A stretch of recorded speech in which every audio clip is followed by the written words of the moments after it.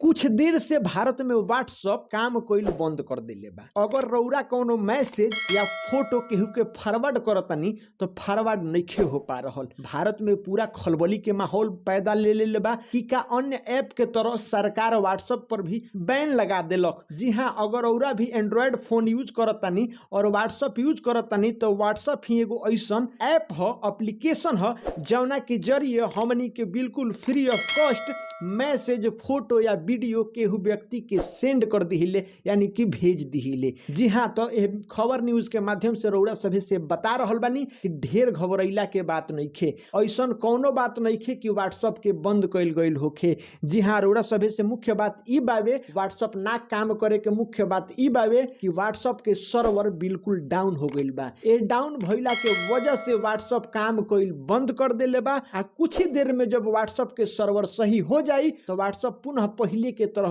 काम करे के लागी। जी हाँ, तो ई न्यूज खबर उड़ा सभे के कैसन लागल कमेंट बॉक्स में अपन राय जरूर रखें। साथे साथे ए वीडियो के लाइक कर दी और अगर अभी तक भोजपुरी स्पीड न्यूज के यूट्यूब चैनल के सब्सक्राइब नहीं कइले तो सब्सक्राइब कर दी, बगल में बेल आइकन दबाई, साथे साथे वीडियो के ढेर सारा शेयर कर दी। धन्यवाद।